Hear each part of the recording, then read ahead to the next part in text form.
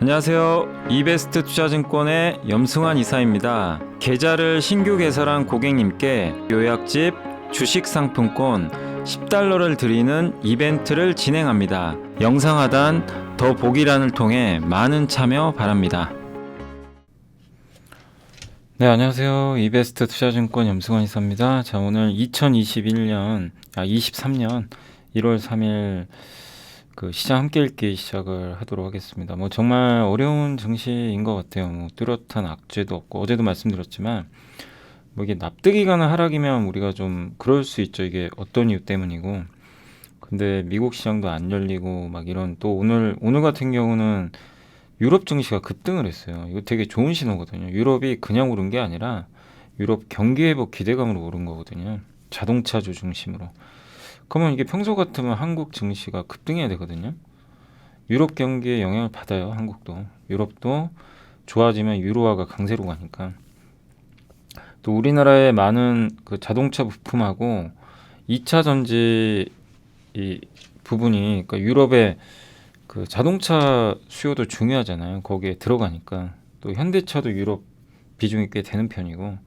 그럼 사실은 좋은 호재거든요. 대형주로 움직일 수 있는. 뭐 그런데도 증시가 급락해 버리더라고요, 아침에. 예. 아직 뭐 장은 안 끝났는데 그럴 정도로 수급이 지금 뭐 너무나 안 좋은 상황입니다. 그래서 시장이 그냥 뭐 안 돼요. 한국 증시 자체가 참 어렵게 흘러가는 것 같습니다. 근데 이제 결국 뭐 기관의 프로그램 매도 때문이라면, 이거는 연말에 제가 계산해 보니까 최대 한 3조 정도 매수가 들어왔어요.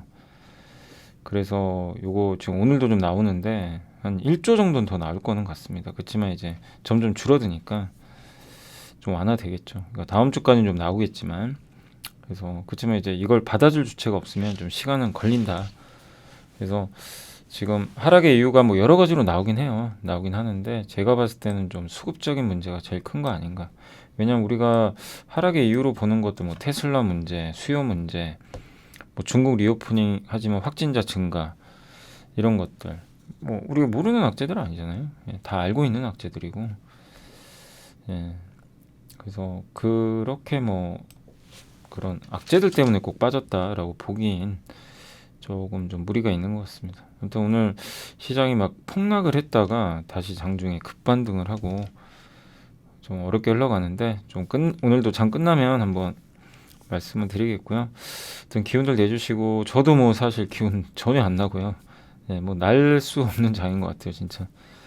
예, 뭐 의욕 떨어지고 막 그런 장이지만 그래도 여러분들 좀 잘 이겨내야죠. 예, 잘 이겨내야 될 것 같습니다. 일단 오늘은 뭐 삼성전기, 삼성전자, DLENC, 2차 전지, 반도체, 그 다음에 1월 업종 전략, 예, 그 다음에 역대급 무역 적자 개선될 것 같다. 그 다음에 시황, 달러, 면세점, 그 다음에 그 자동차 쪽입니다. 이건. 예, 여기까지 하고 주요 뉴스들도 한번 설명을 해드리겠습니다. 일단 삼성전기는 2분기부터는 좀 실적이 좋아질 것 같아요. 그러니까 주가 많이 빠졌었지만 요즘엔 잘 버티죠. 그래서 1분기 바닥은 찍었고, 정말 빠질 땐 끝도 없이 빠지는 것 같고요. 이 주가라는 게 그런 것 같습니다. 또 MLCC 가동률 측면의 저점은 1분기고 재고 조정을 작년 4분기에 오히려 해버렸어요. 그래서 이게 오히려 지금 좀 부담을 덜어준 거고, 삼성과 중국 스마트폰 신모델이 나오고요. 2월에 그 2분기에. 삼성은 아마 빠르면 2월 말 3월 초에 나올 것 같습니다. 그래서 MLCC 수요는 좀 본격적으로 개선될 것 같고, 중국도 리오프닝 하니까 좋아지겠죠. 그래서 작년 4분기보다는 올해 1분기가 좀 더 좋고 2분기는 더 좋고, 이런 흐름으로 보시면 좋겠고, 그 다음에 기판이 핵심입니다. 요즘에 기판이 영업이익 증가율이, 그러니까 기여도가 더 높아요. 기판이 한 48% 정도 되는 것 같아요. 영업이익 기여도가. 카메라는 얼마 안 돼요. 카메라가 한 5%. 그래서 어쨌든 수요 회복은 2분기부터니까 지금 주가가 만약에 올라가도 이상할 건 아니죠. 자동차형은 이제 비중을 20% 넘어갈 거예요. 그러니까 점점 뭐 그 아직은 중국이나 스마트폰 비중은 높지만 자동차형 비중이 늘어나고, 또 패키지 기판, 이게 이제 주요 수익원이 되고 있어요. 점점 고사양 반도. 그러니까 삼성전기가 그냥 MLCC만 하면 매력이 없을 수도 있지만 우리 기판 배웠죠. 플립칩 BJ가 뭔지 아시죠? 다시 한번 기판 그 함께 배우기 돌아가시면 되고 SIP도 제가 알려드렸습니다. 그래서 요거 궁금하시면 함께 배우기 다시 들어가세요. 함께 배우기에 반도체 파트 8이 8번째일 거예요. 반도체 8번째 코너에 거기 8번째였나요? 아마 제 기억엔 그런데 기판이 있을 겁니다. 그 기판 거기에 설명 나와 있어요. 이 두 개를 다 하니까 이게 고수익성 제품들이거든요. 그래서 그런 이제 내용들을 우리나라에서 그러니까 반도체를 좀 공부해 놓으면 이런 보고서나 이제 어떤 신문 기사를 볼 때 되게 편해요. 어떤 용어인지 딱 우리가 이해가 되니까. 그래서 이익 기준으로 패키지 부분의 기여도는 39에서 48%로 상향될 전망이고, 아무튼 기판의 비중도 커진다. 그래서 이거는 그 변동성을 줄이는 그런 역할을 할 것 같습니다. 그리고 삼성전기 요게 이제 PER하고 PBR 밴드인데 보시면 다 무릎 이하에 있잖아요. PER은 저기 바닥에 있어요. 저기 맨 밑에가 있죠. 지금 보시면 그죠? 그러니까 이거 그냥 캡처해서 그냥 한번 그림을 그려드리면 여기 삼성전기인데 한마디로 PER 기준으로는 여기가 제일 머리죠. 여기가 어깨, 여기가 허리, 무릎, 그다음 발입니다. 발인데 지금 발에 가 있고 PBR 기준은 보통 PBR로 많이 봐요. 이런 기업들은. 근데 PBR은 발보다 좀 위지만 무릎 이하죠. 그러니까 무릎 이하기 때문에 지금 사실상 큰 부담은 없어요. 아직까지는. 그러니까 투자를 할 때 이렇게 그래도 뭐 이 무릎 위에서 산다고 손해를 안 보는 건 아니에요. 더 빠져서 막 무릎 밑으로 뚫고 가는 경우도 많아요. 요새 건설주 그렇잖아요. 그렇지만 길게 보면 저렇게 무릎 위에서 사면 크게 다치지 않고요. 또 나중에 업황 회복되고 이러면 금방 올라와서 수익을 내는 경우가 많아요. 근데 제일 위험한 게 이제 사실상 이렇게 머리나 어깨 위에서 사는 거죠. 예. 사실 삼성전기도 2021년도에는 비쌀 때가 있었죠. 당시에는. 예. 근데 어쨌든 이제 지금은 뭐 지금 상황에서 보면 뭐 완전히 지금 무릎 위까지 왔기 때문에 여기서는 뭐 안 간다고 해도 부정적으로 볼 필요는 없다. 이렇게 말씀드리고 싶고, 근데 뭔가 나아지는 것도 나오니까 참고하시고, 삼성증권은 4분기 실적이 굉장히 안 좋을 것 같습니다. 5조 원대까지 영업이익이 떨어질 것 같고요. 이미 예상을 하고 있고, 뭐 실적 안 좋다고 꼭 주가 빠지는 건 아니에요. 반영을 하고 있는데 이제 이번 주 금요일에 발표할 거예요. 그리고 스마트폰도 안 좋고 디스플레이도 그렇고 모든 사업부가 대부분 안 좋습니다. 왜냐하면 삼성이 하는 사업 모두가 IT를 기반으로 하고 있기 때문에 당연히 수요가 이 전방 산업의 수요가 안 좋으면 돈을 벌기가 되게 어렵죠. 그래서 그건 삼성의 어쩔 수 없는 좀 상황인 것 같고, 그래서 올해 영업이익은 53%나 감소할 것 같아요. 예. 그래서 23년 근데 이제 긍정적인 건 뭐냐면 이 안 좋은 게 상반기가 안 좋고 하반기부터는 좋아진다는 거죠. 그러니까 그런 점은 조금 오히려 긍정적이지 않을까 이렇게 보고 있습니다. 그리고 올해 하반기에 수요가 만약에 살아난다면 어쨌든 또 중국의 위드 코로나라든가 금리 인상 폭이 둔화되겠죠. 그래서 하반기는 상반기보다는 좀 좋을 것 같고, 삼성전자도 PBR이 1.1배로 지금 거의 발바닥 가 있어요. 무릎 이하죠. 예. 그리고 디램 가격은 지금 여전히 안 좋은데 아마 1분기나 2분기까지는 더 빠질 겁니다. 근데 이 하락폭은 좀 축소될 것 같고 3분기부터는 좀 돌릴 수도 있거든요.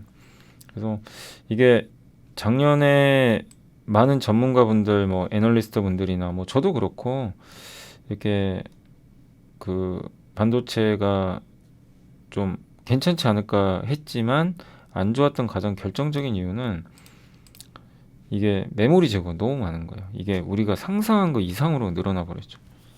그게 이제 꼬이고 꼬인 거죠. 전쟁부터 중국의 셧다운, 금리 인상 이게 맞물려 가지고 수요가 완전 줄었는데 삼성은 계속 찍어낸 거죠. 하이닉스랑 감산 안 하고 뒤늦게 이제 감산한 거죠. 그래서 공급은 어차피 줄고요.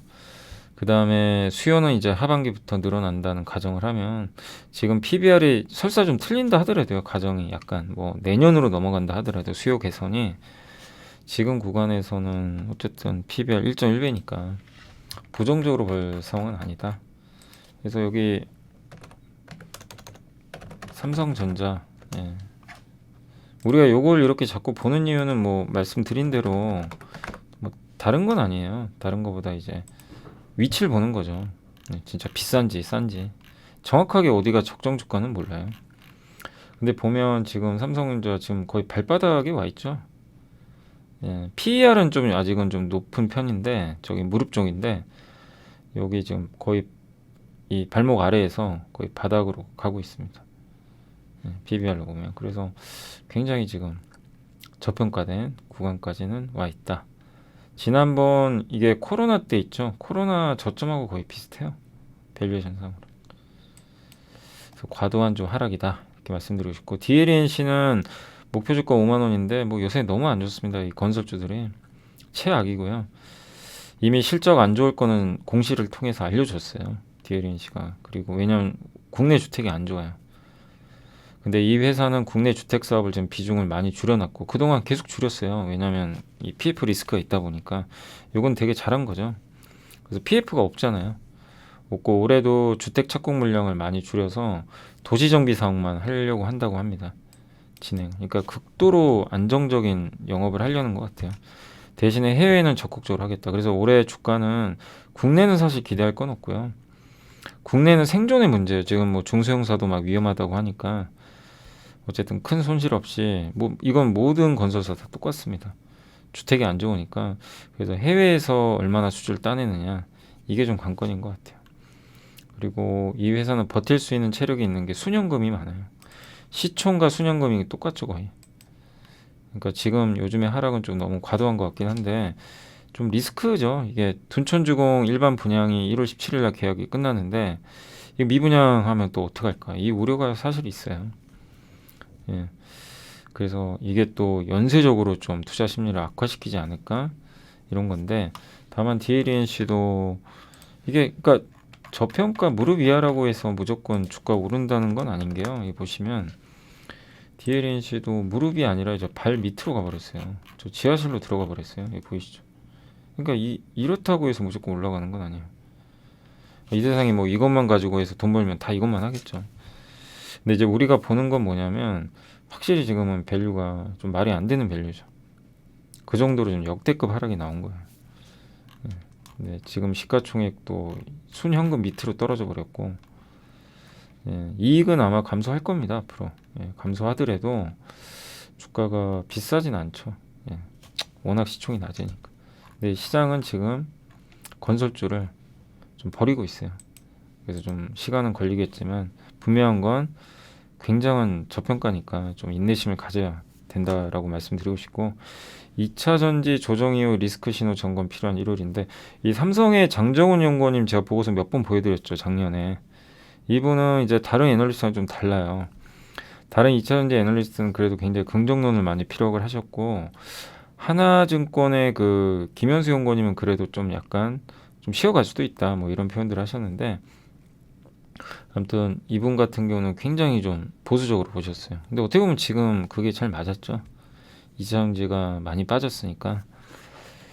근데 아직도 1월까지는 좀 지켜보자는 의견이고 중국 리오프닝을 하잖아요. 그럼 중국이 전기차 많이 팔릴 텐데 문제는 그건 중국한테 좋지 우리나라한테는 영향이 없다.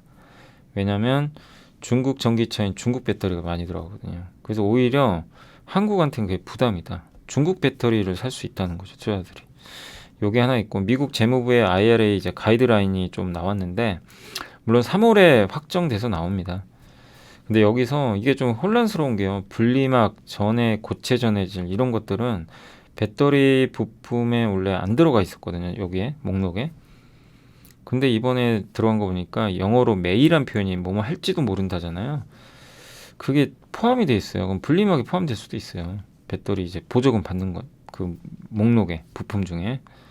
근데 또 여기 양극화 물질 파우더, 뭐 전지박, 바인더, 뭐 이런 것들은 또 부품이 아닌 부품으로 고려되지 않는다. 그러니까 이거 혼란스러워요. 원래 이건 들어가 있던 건데, 그러니까 3월에 나와봐야 할 것 같아요. 정확하게 지금 저게 왜 저렇게 좀 혼란스럽게 나오는지 명확하게 알 수는 없습니다. 3월에 발표하니까. 그러면 이제 저런 거 확인하고 또 1월 말 2월 초까지 실적 발표 있고 2월 말에 또 데이터가 있거든요. 그 전기차 판매. 이런 것들 봐야 돼요. 그러니까 2월 말까지는 이 2차전지는 박스권이죠. 워낙 빠져서 급락은 안 하겠지만 등락을 하는 거예요. 그러니까 그렇게 생각하시면 돼요. 그리고 그게 좀 우호적인 걸로 바뀌면 주가는 다시 오르겠죠. 근데 지난 3년간 오른 게 좀 문제예요. 그러니까 저는 개인적으로 악재라면 그때도 여러 번 2차전지를 좀 보수적으로 좀 저도 말씀을 드렸던 게 다른 게 아니라 계속 그 좀 비싸다, 많이 올랐다. 그리고 2년 동안 10배 올랐으니까 부담스러운 거죠, 사실. 예. 그러니까 시장에서도 이걸 이제 가격 부담 느끼는 거예요. 그래서 2차전지에서도 덜 오른 기업이 있거나, 예, 좀 상대적으로 저평가돼 있거나, 예, 이런 걸 좀 찾아야 될 것 같고, 아니면 이제 어제 그 실리콘 응급제처럼 새롭게 부상하는 기술이, 그러니까 이런 쪽으로 좀 보는 게 맞는 것 같고, 다만 이제 이거는 저도 여전히 동일해요. 2차전지 성장성 여전히 높아요. 아직 전기차 안 끝났어요. 25년까지는 성장합니다. 지금 미국 시장 열리지도 않았는데 이제 성장 꺾였습니다. 수요 끝납니다. 이건 뭐 아니죠. 그래서 또 한 번의 기회가 올 거예요. 그래서 2차전지 물려 계신 분들도 너무 실망할 필요는 없는데 시간이 좀 걸릴 거예요. 그걸 좀 각오를 하셔야 됩니다. 예, 왜냐하면 이제 이런 좀 불확실한 내용들이 자꾸 나오니까. 그리고 이제는 2차전지도 뭐 작년까지는 그래요. 작년까지 뭐 적자 내고 그거 다 용인해 줍니다. 초기니까. 근데 이제 올해죠. 올해 실적부터 뭐 올해 어느 시점이 될지 모르지만 올해 전체적으로는 돈을 벌어야 돼요. 2차전지 회사들이. 뭐 소재, 부품, 장비 다 포함해서. 그게 안 나오면 이제 그 기업은 탈락하는 거예요. 그래서 올해는 여러분들이 돈 버는지도 기업들이, 그러니까 작년까지는 뭐 안 좋다 하더라도 작년에 또 유럽 문제도 있었잖아요. 뭐 에너지 가격 오르고. 근데 올해는 이제 그런 변명이 안 통할 수도 있어요. 물류비도 꺾였으니까. 그래서 올해는 실제로 돈을 버는 회사인지 아닌지를 명확하게 이렇게 보고 대응을 하시는 게 좋을 것 같습니다. 일단 좀 시간 걸릴 것 같고, 반도체는 이게 노근찬 센터장님도 여전히 뭐 좀 긍정적이세요. 그러니까 지금 현상은 좋은 건 아닌데 뭐 지금 투자하자는 의견이고, 이미 9월부터 스마트폰 시장에서 유통 채널 재고가 감소하고 있대요. 좋은 신호죠. 아까 MLCC도 비슷한 케이스고, 중국의 이제 유통상들이 보유적을 줄이고 있고요. 또 삼성의 스마트폰 새로 나오고 아이폰 14의 그 생산이 이제 가동률이 회복되고 있고, 또 2년 연속 스마트폰 시장이 12억대 초반으로 이게 많이 떨어졌어요. 원래 13억대거든요. 요거까지는 조금 중국도 살아나면서 회복되지 않을까 보고 있고, 그래서 하반기가 좀 좋지 않을까 이렇게 좀 조심스럽지만 전망해주고 있고, 1월에 인텔 사파이어 레피지 출시한다는 뉴스도 있는데 요거 이제 1월 10일로 제가 알고 있거든요. 본격 장착은 2분기부터고 여기 DDR5가 들어가죠. 스마트폰과 서버 모두, 그리고 하반기에 수요가 괜찮을 것 같다. 그래서 지금은 공포에 투자하자. 그래서 1월 말에 확정 실적 발표되죠. 그때 삼성하고 하이닉스가 확정 실적을 발표하면서 IR을 해요. 그때가 이제 그 IR 결과가 중요합니다. 어떤 얘기를 하는지. 그거 본 이후에 투자하자는 뭐 그런 의견인 것 같습니다. 아무튼 지금은 너무 안 좋지만, 예, 좀 이겨낼 구간이다. 뭐 이런 내용인 것 같고요. 또 KB의 이은택 이혜원 연구원님이 금리 상단부에 다시 올라왔어. 지금 그 미국의 국채 금리가 지금 이런 상태에 10년물짜리가요. 어떤 상태냐면 여기가 만약에 사고 여기가 3.5라고 하면 10년 만기입니다. 이렇게 움직여요. 지금 실제로 최근에 지금 다시 여기까지 왔어요. 한 3.8인가 9인가. 예, 그죠? 이렇게 지금 움직이거든요. 그러니까 지금 여기 왔으니까 여기선 또 하락에 대비하자는 거죠. 금리 하락에. 그래서 금융주는 좀 단기 비중 축소하고 소외됐던 거 디스플레이, 자동차, 건설, 헬스케어를 주목하자. 뭐 이 업종은 꼭 사란 얘기는 아니에요. 그렇고 지금 자동차 보시면 이렇게 많이 떨어졌습니다. PEI. 이거는 무릎도 아니고 바닥이고요. 건설도 바닥이고요. 무릎도 아닙니다. 디스플레이는 저 무릎 바닥 깨고 내려갔어요. 뭐 건강관리와 밸류가 중요하지는 않지만, 왜냐하면 뭐 바이오가 많으니까. 근데 여기도 이제 밸류를 따져보면 다 바닥에 가 있는 거죠. 그래서 이런 기업들이 좀 1월에 그래도 증시가 좀 회복되면 좋지 않을까, 뭐 이런 내용이니까 그냥 참고해 주시면 되겠고, 지금 역대급으로 무역수 적자가 났었죠. 요게 우리나라 무역수지 적자 규모거든요. 요 막대기가 어마어마하죠. 예. 근데 이 무역수지가 보시면 점점 개선되죠, 조금씩. 그리고 수출 증가율인데 무역수지 전년비 무역수지 증가율이죠. 예, 증가율인데 이것도 개선됩니다. 전월비는 플러스 전환했어요. 그러니까 무역수지 적자 폭이 완화되기 시작한 거죠. 이건 좋은 거죠. 이제 바닥은 찍었다는 얘기고 우리나라 이 무역수지도. 그리고 수출이 좀 어려웠던 이유 중에 하나가 물류 비용하고요, 원재료 가격 이 둘 다 해소됐어요. 그리고 환율 변동성도 완화됐죠. 세 가지 요인이 다 개선됐습니다. 예, 이런 것들이. 예, 그래서 응답률이 변화가 생겼죠.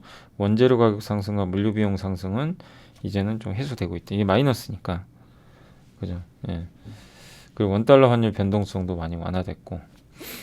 예, 그렇게 보면 이제 기업들이 느끼는 이 체감 지표 상으로도 거의 좀 수출도 바닥권에 거의 다가왔다라고 보셔도 좋을 것 같습니다. 이제 그런 내용입니다. 그래서 항상 방향성을 보니까 그동안 너무 안 좋았죠. 예, 근데 이게 개선된다. 조금씩은 이렇게 보시고 2023년 이제 하이투자증권에서 나온 자료인데 이용찬 연구원님이 2023년은 맞아요. 그러니까 22년은 환호와 열광 속에서 시작을 했지만 23년은 이제 걱정과 우려를 안고 좀 시작을 했고 여전히 경기는 안개 속에 있고 미국 경제는 하강하지만 그 속도와 폭을 예상하기는 너무나 어려운 것 같고요. 국내에서는 그 한은 총재가 직접 언급을 했죠. 어제도 말씀드린 부채 디레버리지, 부채 갚아야 된다, 줄여야 된다. 이게 고통스럽거든요. 이 과정에서 또 힘들어하시는 분도 나올 거고 어떤 기업은 또 위험해질 수도 있고, 근데 이거는 해야 된다는 얘기 같아요. 우리나라 경제 체질 개선 위해서. 예, 그래서 지금 고금리 시대니까 이제 부채가 늘긴 어려워요. 그래서 이게 왜 중요하냐면요.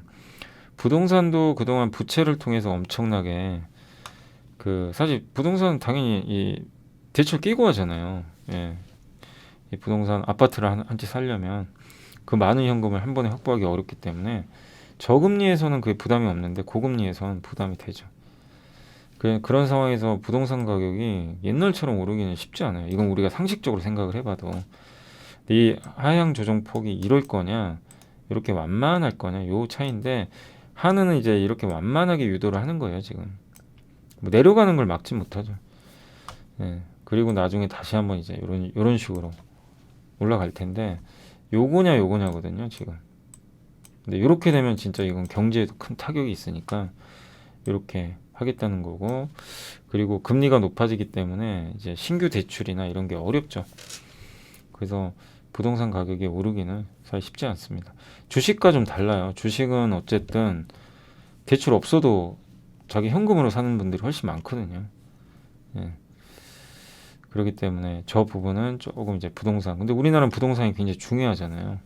그래서 내수가 힘들어질 수밖에 없는 거예요. 저런 부분 때문에. 그래서 이거 한은 총재의 숙제 중에 하나입니다.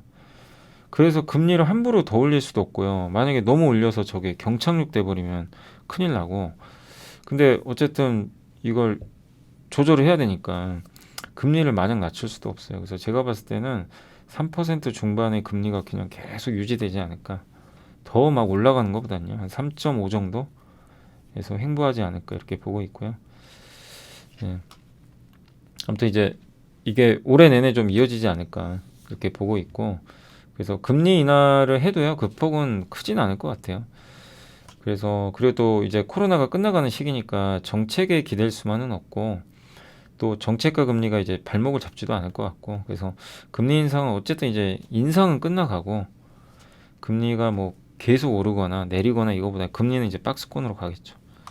그러면 이게 왜 호재냐면 일단 증시가 이것 때문에 많이 빠졌거든요. 그럼 더 이상의 멀티플, PER 하락은 나오진 않을 것 같다. 근데 지금 뒤늦게 이익이 줄어드니까 이익 감소로 빠지는 거죠. 근데 한국은 그래도 중국이 살아나니까 조금 더 낫지 않을까 보고 있는 것 같습니다. 그리고 글로벌 경제는 순환하는 것과 추세적인 게 맞붙이는데, 순환하는 거는 이제 계속 사이클을 타는 거죠.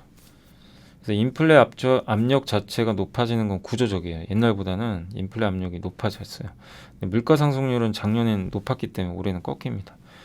그래서 요거는 구조적, 요거는 그 순환하는 거죠. 요게 맞부딪히는 거죠. 그리고 미국 경기는 장기적으로는 노동력이 부족해요. 왜냐하면 계속 공장 같은 거 지어야 되거든요. 리쇼어링, 미국이 공장 짓는 거죠. 그렇지만 요건 구조적이지만 그래도 올 한 해는 경기 침체 우려는 클 수밖에 없다. 예, 그리고 신냉전과 미중 갈등은 구조죠. 계속 다투죠. 그렇지만 중국은 리오프닝을 해서 중국은 좀 살아나고 이런 거죠. 그러니까 이게 서로 막 혼재돼 있어요. 이런 것들이. 근데 적어도 올해 올 한 해를 봤을 때는 작년보다 낫다는 얘기죠.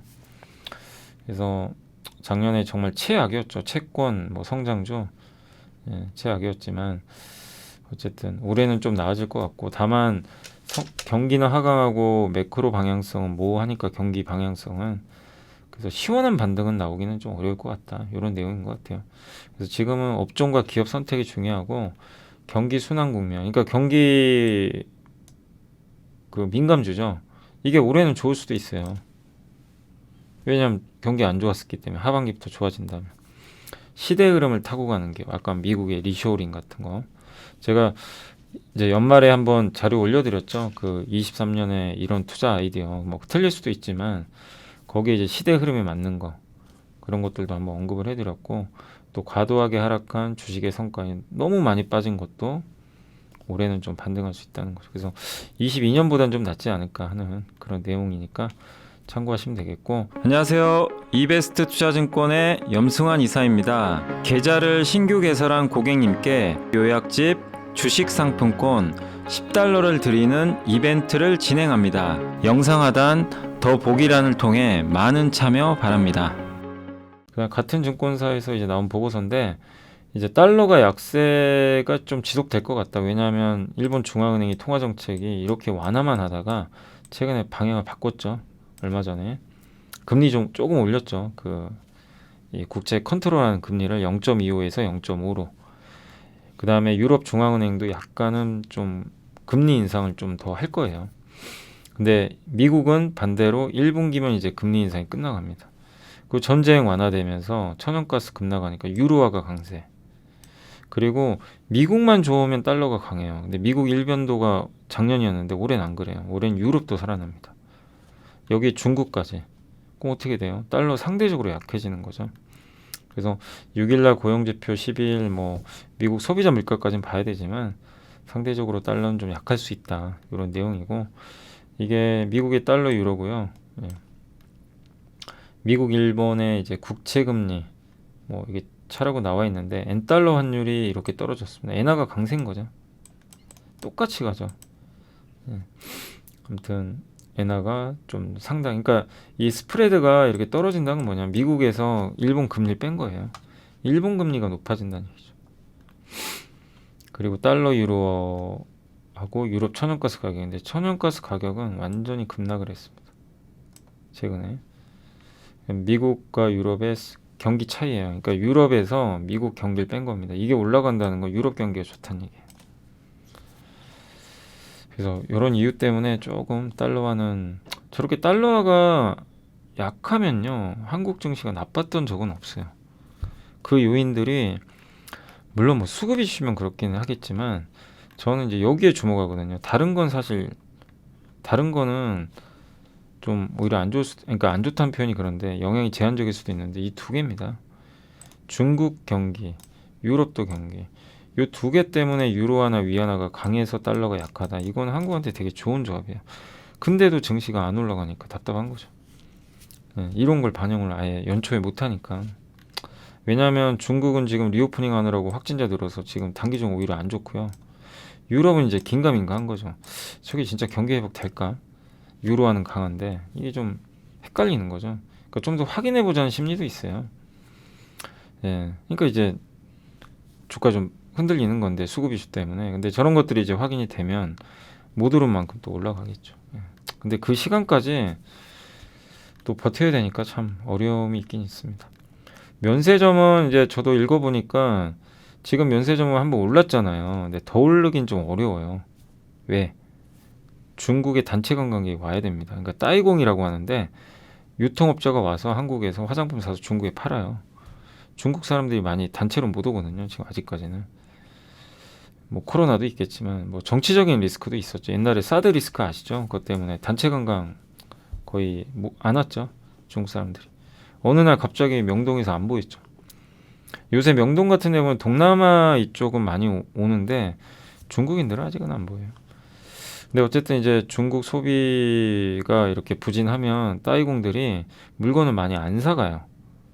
뭘 중국에서 많이 팔아야 되는데 못 파니까. 근데 면세점은 따이공 아니면 지금 매출 안 나오니까 수수료를 높여가지고 야 따이공한테 더 주는 거죠. 돈을. 약간 이제 프로모션 하는 거죠. 근데 중국이 소비가 잘 늘어나요. 리오프닝 하면서. 그럼 어떻게 돼요? 따이공들이 물건 많이 사가겠죠. 그럼 수수료를 조금만 줘도 돼요. 근데 이제 이걸로 인한 건 한계가 있다는 거예요. PER 20배까지만.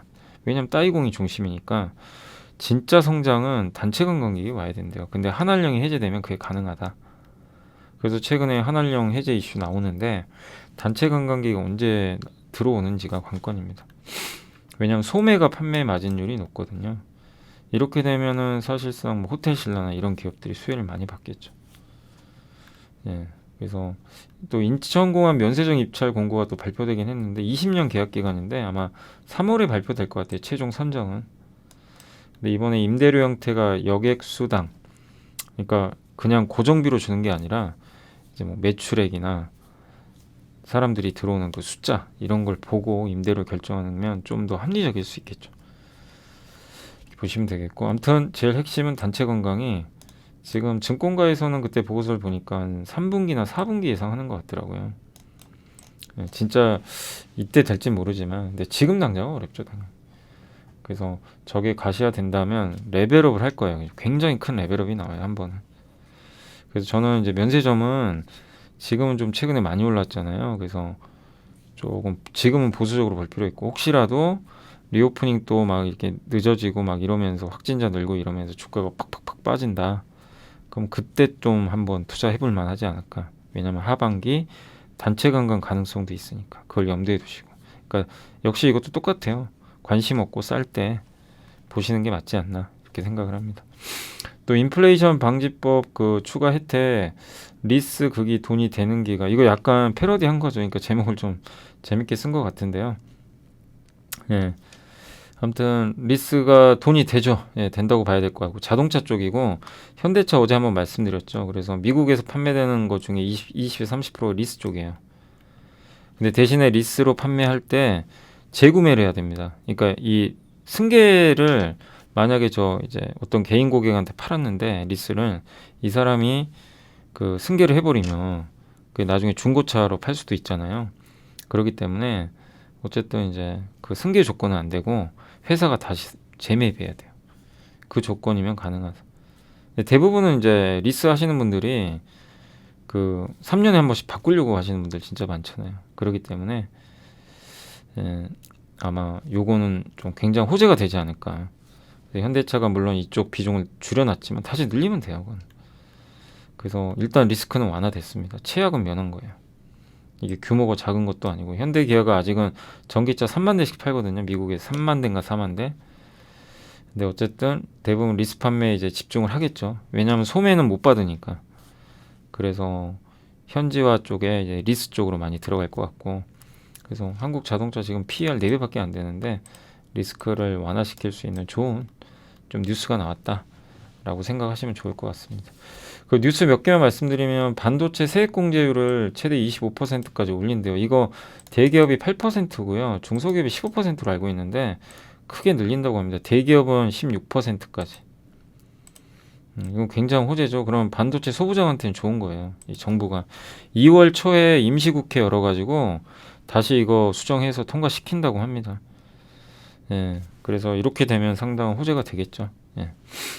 그리고 이걸 반대할 명분은 별로 없는 것 같아요. 왜냐하면 반도체는 가장 중요한 국가 산업이기 때문에 좀 통과되지 않을까 이렇게 보고 있고요.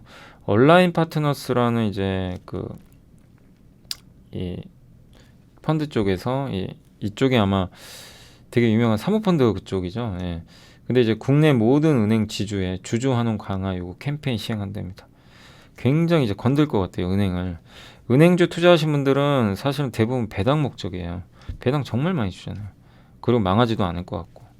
그래서 은행주는 폭락할 때 사두면 괜찮죠, 사실. 근데 모든 은행 지주에 주주 환원 강화해달라. 왜냐하면 우리나라 은행 지주가 보통 25%인가요? 배당 성향이 주주 환원율이 그거밖에 안 돼요. 배당을 그렇게 많이 줘도 작은 편입니다. 선진국이나 이런 데는 50% 넘거든요. 그걸 하겠다. 그러니까 이런 운동이 펼쳐지면요, 은행주 주가는 좋아요. 예. 근데 그걸 은행이 받아줄지 모르겠지만 뭐 안 받아줘도 나쁠 건 없고요. 왜냐면 유지는 하는 거니까. 받아주면 뭐 배당률이 확 올라가겠죠. 자사주 소각할 수도 있는 거고. 그래서 은행주는 포트폴리오에 꼭 이제 만약에 폭락을 했을 때 담아 놓는 것도 좋은 전략이 되겠죠. 이제 저런 운동은 이게 은행에서 끝날 게 아니라 좀 여기저기 더 퍼지면 좋지 않을까 싶습니다. 그리고 기아가 320만 대 23년 판매 목표로 8에서 10% 증가한 수치인데 요걸 좀 제시를 했고요. 예, 아무튼 올해 안 좋은 얘기들 많이 나오지만 기아의 목표는 어쨌든 증가했습니다. 그래서 300만 대가 넘는 저게 좀 잘 팔리길 바라고요. 그 다음에 프로젝트 파이낸싱 부동산 이게 좀 우리나라 증시에 조금 부담 중에 하나인 게 요것도 좀 있어요. 12월에 11.1.9조 만기가 있었는데 이제 이번 1월에는요 10.7조 꽤 많죠. 2월이 7.5 요게 지금 최대 리스크예요. 그 다음 3월부터는 없어요. 그러니까 2월까지만 이제 넘어가면 잘 이걸 하면 그러니까 지금 정부도 한국은행도 좀 긴장하는 거죠. 요것 때문에. 그래서 요게 좀 잘 좀 마무리가 됐으면 좋겠는데 여기서 제일 중요한 게 지금 17일 날 둔촌주공 PF 차환 만기가 돌아와요. 그러니까 작년에 3개월 연장을 해가지고 제가 알기로는 1월 19일 날 만기거든요. 그래서 1월 19일 날 저 7,231억을 갚아야 돼요. 여기서. 예. 근데 만약에 분양가의 20%를 계약금으로 지급을 하잖아요. 근데 이 계약금이 안 들어온다. 분양이 안 돼가지고 그러면 못 갚는 거죠. 근데 물론 이제 만기 연장할 수도 있어요. 예. 그래서 1월 17일까지입니다. 이게 1월 17일이 계약 만기고 제가 잘못 썼네요. 1월 19일이 만기입니다. 저 둔촌 주고. 그래서 이제 1월 17일 요게 좀 고비예요. 요걸 좀 잘 넘어가면 다른 데도 리스크는 좀 줄어들겠죠. 근데 저게 터져버리면 다른 데까지도. 그러니까 요게 좀 약간 1월 중에 우리나라 입장에서는 조금 고비가 하나 남아있다. 그러니까 요 내용은 좀 알아두세요. 그래서 이게 참 미분양된다고 보시는 분들도 많으시더라고요. 왜냐면 주변에 헬리오시티가 가격이 요새 많이 떨어져가지고, 예, 여기 그 둔촌주공하고 비교 많이들 하시잖아요. 그래서 그 가격 떨어진 게 좀 영향을 주는 거 아니냐 이런 얘기도 있긴 있어요. 근데 어쨌든 이게 좀 분양이 잘 됐으면 좋겠네요. 잘 돼야 또 갚고 또 될 텐데 이게 증시에는 리스크가 줄어드는데 참 어떻게 될지 모르겠습니다. 예. 최소 80% 정도 분양은 해야 된다고 하더라고요. 예. 아무튼 그 내용은 아무튼 이제 17일 날 오늘부터 이제 계약 들어가니까 좀 체크를 해보도록 하겠습니다. 자, 오늘은 일단 여기까지는 한번 이제 정리해드렸고 제가 장 끝나고 마무리 시황 해드리도록 하겠습니다.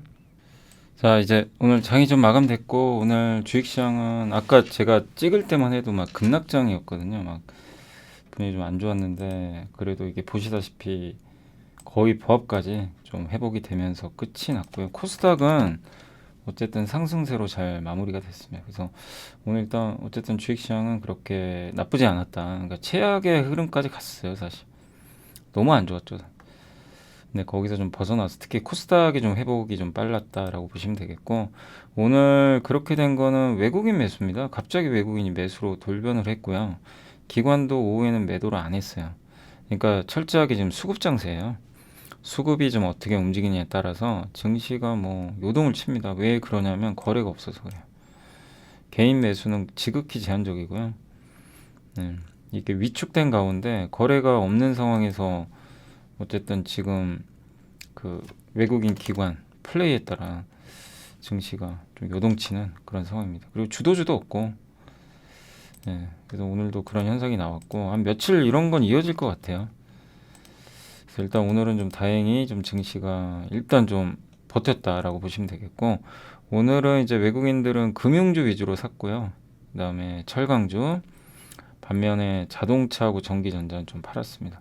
기관들은 프로그램 매도를 지금 많이 하는데 아직도 한 5천억 정도는 더 남아 있어요. 5천억에서 7천억 정도 매도는 더 나올 수 있다는 건 염두해 두시면 좀 좋을 것 같습니다. 그래서 아직까지는 좀 기관들 매도가 더 나올 수밖에 없는 상황인데 이거를 외국인이 오늘처럼 받아주면 증시는 잘 안 빠져요. 어제도 보셨지만 그 어제 같은 날도 외국인이 주식을 사니까 좀 그나마 좀 버텼던 거죠. 예. 물론 코스닥은 기관이 그러니까 외인 기관 같이 파니까 급락을 한 거고, 근데 어제 같은 경우 외국인이 66억을 사주긴 했거든요. 그러니까 상대적으로 덜 빠졌어요. 그래서 결국엔 이제 외국인들이 사는 날은 좀 버티는데 파는 날은 뭐 기관 매도까지 겹치니까 좀 어려움이 있다고 보시면 되겠고, 오늘도 섹터로는 뭐 웹툰이나 이런 컨텐츠 쪽이 좋았고, 오늘 삼성전기가 되게 좋았어요. 오랜만에. 왜냐하면 중국 그 12월 MLCC 수출 물량, 아까 제가 보고서도 좀 보여드렸지만 물량이 늘어났다고 합니다. 그래서 이제 삼성전기 5%, 여기 사마콘덴서, 아모텍, 여기 다 MLCC 쪽이죠. 그래서 오늘 좀 급등세가 이어졌고, 그 다음에 여행업종도 아까 제가 잠깐 말씀드렸지만 그 흑자전환 기대감, 그게 좀 붙었던 것 같고, 영상 드라마 쪽도 되게 좋아요 요즘에. 예. 아직까지 뭐 중국 한알령 기대감이 있고, 엔터 쪽도 지금 계속해서 나중에 결국 콘서트 하는 거 아니냐 이 기대감이 있습니다. 그리고 스마트폰 부품도 오늘 다 강했고요. 오랜만에 대덕전자가 진짜 오랜만에 강했고, 그러니까 뭔가 좀 분위기가 바뀌죠. 물론 이제 우리 한국의 큰 기업들은 조금 더 시간 걸린다 하더라도 중소형주 중에 진짜 많이 빠진 섹터 저 IT거든요. 부품 회사들, 여기가 오늘 심텍도 그렇고 다 급등했어요. TLB. 그러니까 이건 좀 의미가 있어요. 그냥 이 기업들이 올랐다라가 아니라 저런 IT 좀 부진했던 기업들이 올라간 건 상당 의미가 있고, 이 로봇은 사실 삼성전자가 이제 레인보우 로보틱스 유증 참여해서 그런 거고, 예, 어쨌든 뭐 삼성이 참여했으니까 좋죠. 좋은데 당연히 뭐 추격은 좀 자제하셔야 될 것 같고요. 통신 장비도 오늘 모처럼 괜찮았고, 반도체 장비도 이제 IT가 좀 살아나니까 오늘 YIK도 그렇고 전체적으로 분위기들이 진짜 오랜만에 조금 살아났습니다. 한미 반도체도 최근에 좀 많이 빠졌죠. 이제 그러니까 이런 경우가 이제 무릎 이하로 온 거죠. 어떻게 보면 무릎 이제 이하로 내려온 케이스인데, 아무튼 기업들이 요새 뭐 며칠 만에 그냥 우르르 빠져버렸어요. 근데 일단 오늘은 조금 살아났고, 게임주도 오늘 NC소프트가 특히 좋았습니다. 5% 가까이 좀 좋았고, 영화 관련주, 뭐 항공주, 예, 오후에 이게 분위기가 살아나니까 상승 종목이 많이 늘어났어요. 면세점, 폴더블 폰도 이제 스마트폰 쪽이다 보니까 분위기가 괜찮았습니다. 뭐 낸드 플래시 2차 전지도 좀 살아났고, 은행주는 아까 말씀드렸죠. 온라인 파트너스가 조금 이제 그 주주 환원 그걸 좀 강화하는 캠페인 한다고 하니까 좀 자극이 됐겠죠. 그런 것 같고요. 그리고 뭐 대부분 다 괜찮았던 것 같아요. 오늘 삼성전자도 이 정도면 선방했죠. 아침에 급락하고 있었거든요. 하이닉스도 한 2%인가 3% 많이 좀 회복됐고, 자동차는 오늘도 괜찮았습니다. 완성차가 특히 좀 수혜주다 보니까 이번에 그래도 아직도 뭐 주가 많이 빠져 있지만 조금씩 이제 회복되려는 모습은 좀 나오는 것 같습니다. 이런 업종들 좀 많이 올라왔는데 그래도 오늘 좀 빠진 거는 정유업종이 역시 좀 안 좋았고요. 아무래도 유가뿐만이 아니라 4분기 실적이 좀 안 좋을 거라고는 하더라고요. 이 부분이 좀 발목을 잡았고, 특히 SK이노베이션은 그 전기차 배터리 쪽이 좀 흑자 전환 시기가 좀 더 늦어질 것 같다라는 분석이 나온 것 같습니다. 그것도 좀 있었고, 근데 오늘 정유주 다 안 좋았죠. 그러니까 한마디로 정제마진 하락에 따라서 조금 안 좋았다라고 보시면 되겠고, 조선주도 특별한 뭐 뉴스는 없는데 수주 전망을 다 낮춰버렸어요. 올해 좀 수주 목표치를, 그러다 보니까 좀 기대감이 꺾여가지고 주가 좀 부진했던 것 같습니다. 해운주도 요즘에 뭐 중국 리오프닝으로 한번 올랐다가 좀 다시 좀 대밀리는 흐름이고, 그리고 하락 종목도 되게 많습니다. 뭐 그 경기 민감주 있죠. 그쪽이 많이 빠졌어요. 그러니까 한마디로 컨텐츠주가 올라가는 반면에 경기 민감주인 뭐 기업들 해운, 아까 조선 이런 쪽, 정유, 석유화학 뭐 이런 쪽이 일단 좀 부진했다. 라고 보시면 되겠습니다. 건설기계도 좀 이제 경기 민감주죠. 예, 그쪽 빠졌고, IT 대표주는 어쨌든 오늘은 좀 보합에는 끝났는데 이게 아주 강한 기업은 없었습니다. 삼성전기 말고는. 풍력주, 오늘 건설주는 그래도 오늘은 좀 버텼어요. 예, 오늘은 좀 어려웠지만 하락은 조금 멈췄다라고 보시면 좋을 것 같습니다. 그리고 예, 태양광도 요즘에 좀 빠졌는데 뭐 오늘은 좀 올라가는 모습 나왔고, 하나솔루션도 최근에 많이 빠졌더라고요. 근데 이제 여기 하나솔루션이 이제 41,000원, 43,000원이 이제 좀 밸류에이션 매력이 있는 구간으로 오는 거죠. 예, 그러니까 저번에도 한번 이제 언급해드렸지만, 뭔가 리스크한 어떤 그 정책이나 이런 게 나오면 조금 그때는 좀 조심할 필요는 있고요. 그런 것들이 이제 나중에라도 반영이 되니까. 그래서 그런 것들이 또 이제 약간 해소될 때까지는 주가는 좀 부진할 수밖에 없어요. 근데 또 밸류 매력이 생기면 예, 주가는 또 버텨주니까 조금 지켜볼 필요는 있는 것 같습니다. 어쨌든 주식시장이라는 게 참 이게 어려워요. 그런 거 보면 영원한 상승도 없고, 또 그렇다고 또 안 좋을 것 같으면 계속 안 좋아 보이는데 또 영원히 그러지는 않습니다. 아무튼 태양광 풍력도 정말 좋았는데 요즘엔 좀 힘이 없죠. 그렇지만 이제 좀 바닥 다져가는 흐름은 좀 나오는 것 같습니다. 아직은 컨텐츠가 제일 좋은 것 같고요. 근데 오늘 시장에서 제가 느낀 건 뭐냐면 IT 부품이 치고 갔어요. 컨텐츠도 좋았지만 이게 다 중국에 연동되는 기업들이거든요. 근데 그동안 가장 못 갔던 게 중국 소비주 중에선 반도체하고 IT입니다. 뭐 가전, 뭐 스마트폰, 이쪽에 움직였다는 건 의미가 있는 거예요. 그래서 1월에 좀 저런 기업들이 움직여주면 지수에도 도움을 주겠죠. 그래서 워낙 또 많이 빠져 있고, 그래서 계속 저런 섹터에 대해서는 지난해 안 좋았지만 올해는 한번 좀 기대를 해볼만 하지 않을까라고 좀 생각하고 있습니다. 그래서 오늘 좀 반등은 조금 제가 봤을 때는 좀 의미는 있었다라고 말씀을 드리겠습니다. 자, 그리고 시가총액 상위 기업들은 이제 간단히만 한번 봐드리면, 오늘 뭐 그래도 여전히 좀 장이 빠졌기 때문에 하락 종목이 많긴 많지만 그래도 이제 분위기 자체는 많이 들어올렸죠. 그래서 낙폭을 많이 줄였기 때문에 내일이 중요해요. 내일 이 기운을 받아서 올려주면 이제 오늘이 바닥이 맞거든요. 근데 내일 한 번 더 밀려버리면 아직은 이제 완전히 안심할 수 없는 거죠. 그래서 내일 하루는, 오늘 코스닥은 좀 바닥은 나온 것 같거든요. IT 부품도 살아나고. 그래서 내일은 이제 키포인트가 최근에 자동차도 움직였으니까 여기가 움직여야 돼요. 삼성전자, 하이닉스가 움직여야 됩니다. 내일. 이쪽하고 저기 그 화학주라든가 자동차 뭐 주들이 좀 더 올라가지고, 최근에 제일 부진했던 섹터 중에 또 하나가 뭐 지주회사라든가, 예, 또 경기 민감주 있죠. 뭐 조선주라든가 이런 섹터 되게 좀 부진하잖아요. 그러니까 이런 섹터들이 내일 한번 움직여주면 지수 이제 바닥은 찍었다고 봐야 되겠죠. 근데 그러지 못한다면 또 흔들릴 수 있어요. 그래서 내일은 이제 일단 삼성전자, 하이닉스가 좀 움직여주는지 좀 지켜봐야 되겠습니다. 예, 그게 좀 나와준다면 시장 분위기 좀 많이 바뀌지 않을까 싶고요. 오늘은 크게 하락한 기업은 저기 SK바이오팜이 좀 빠졌고요.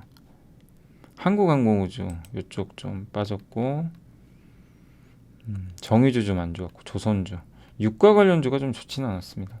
현대로템 좀 빠졌고, 방산, 그러니까 작년에 유가 관련주 되게 좋았잖아요. 근데 그쪽이 오늘 전반적인 분위기가 좀 좋지는 않았던 것 같아요. 시총 상위 기업들을 한번 살펴보니까 조선주, 대우조선, 그죠? 예, 좀 많이 밀렸고, LIG 넥슨, 방산주죠.